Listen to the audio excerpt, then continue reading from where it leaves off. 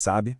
No meio de um mundo que muitas vezes parece mergulhado na escuridão, existe um chamado profundo, o de ser luz.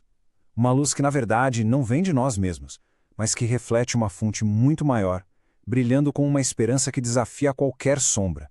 E é essa passagem de Filipenses que vai ser o centro da nossa reflexão. É um convite para viver de um jeito tão diferente que a nossa própria existência se torne um testemunho luminoso. Vamos guardar bem essas palavras, porque elas vão ser o nosso guia nessa jornada. Ao longo dos próximos dias, a gente vai explorar essa jornada juntos. Vamos ver o que realmente significa brilhar como estrelas, como a salvação se desenvolve na nossa vida e como a nossa vida pode ser um sacrifício vivo, olhando para exemplos de fé e de um caráter que foi provado. Vamos começar então pelo princípio de tudo, pelo chamado divino para sermos uma fonte de luz. Entender isso é fundamental, porque é entender a nossa responsabilidade e, ao mesmo tempo, o nosso imenso privilégio. É importante a gente entender de onde vem essa luz. A capacidade de ser luz não é uma conquista nossa, não é um mérito humano. Ela vem, unicamente, de uma conexão íntima constante com Jesus, que se declarou a verdadeira luz do mundo. É só ao segui-lo que a luz dele começa a brilhar através de nós. E aqui está um princípio essencial. A luz e o poder do céu, eles estão disponíveis ao alcance de todos que se entregam.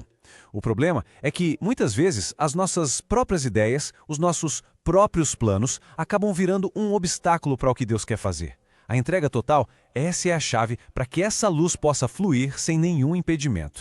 Bem, chegamos ao domingo. E agora? Vamos aprofundar um pouco mais a nossa compreensão sobre como a salvação realmente funciona na vida prática. Porque ela não é um evento único que acontece e acaba. É um processo contínuo, um processo de cooperação com a obra que Deus faz dentro de nós. Essa expressão "desenvolvam a sua salvação", que a gente encontra em Filipenses, ela pode gerar um pouco de confusão. Mas não significa que a salvação é algo que a gente conquista pelo nosso próprio esforço. Pelo contrário, é um chamado à obediência ativa, uma cooperação consciente com a transformação que Deus já está operando no nosso interior. Aqui a gente consegue ver a harmonia perfeita entre a soberania de Deus e a nossa responsabilidade. De um lado, fica claro, a salvação é inteiramente obra de Deus. A fé é um dom. De outro lado, uma vez que somos recriados, nós somos capacitados a cooperar, a escolher o que é certo e a praticar as boas obras para as quais Ele mesmo nos preparou. E aqui fica uma reflexão para a gente. Existe uma luta interna, constante. A nossa natureza humana, por si só, resiste a essa transformação divina. A pergunta é, como então a gente pode vencer essa inclinação e se alinhar de verdade com a vontade de Deus? Agora que a gente já entendeu um pouco melhor essa dinâmica interna da salvação, vamos para a nossa reflexão de segunda-feira, que é a manifestação externa disso tudo. Como essa transformação interior se traduz no nosso testemunho para um mundo que precisa desesperadamente de luz. Sabe, tem uma analogia aqui que é muito poderosa. Assim como as estrelas brilham muito mais forte numa noite sem lua, longe das luzes da cidade, o nosso testemunho também se torna mais visível, mais impactante, quanto maior for a escuridão moral ao nosso redor. É o contraste que faz toda a diferença. E o apóstolo Paulo, ele não nos deixa no escuro sobre como deve ser essa vida. Ele nos dá uma lista bem clara das qualidades que devem marcar os filhos de Deus.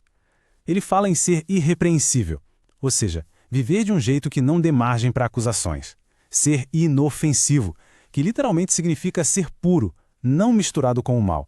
E algo crucial, manter-se firme na palavra, rejeitando a tentação de se conformar com os padrões deste mundo. Tudo isso nos leva diretamente ao nosso tema de terça-feira, o sacrifício vivo. A vida cristã, na sua essência, é uma vida de entrega.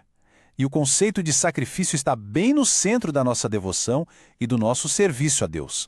Para a gente entender a profundidade do que Paulo estava dizendo, a gente precisa primeiro entender o que era uma libação. Era uma oferta derramada. Um líquido valioso como vinho ou óleo que era entregue completamente a Deus. Isso simbolizava uma devoção total, um sacrifício sem nenhuma reserva.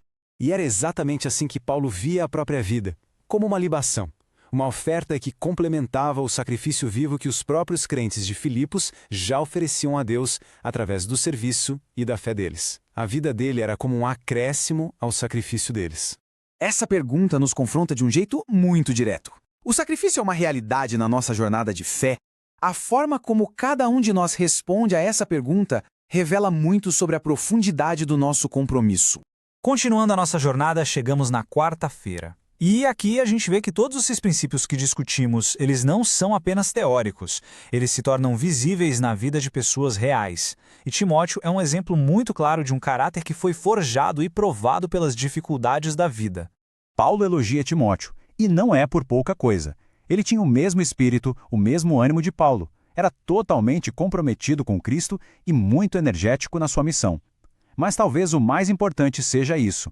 O caráter dele era comprovado, ou seja, testado e validado pelas provações. E ele respondia às injúrias com mansidão. E para encerrar a nossa semana de reflexão, na quinta-feira, além de Timóteo, temos mais um exemplo apresentado para ilustrar esse tema da entrega, do serviço sacrificial, o exemplo de Epafrodito. Epafrodito é descrito como um cooperador, um soldado que enfrentou conflitos pela fé e um mensageiro a serviço da igreja.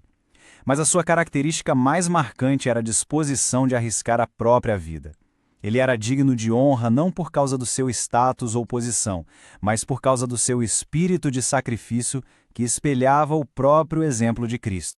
E assim a gente encerra essa análise, mas não com uma resposta final. A gente encerra com uma questão fundamental que permanece para a nossa meditação contínua. Como viver essa cooperação ativa com Deus, esse desenvolvimento da salvação e, ao mesmo tempo, manter o coração livre do peso do legalismo, firmado unicamente na graça?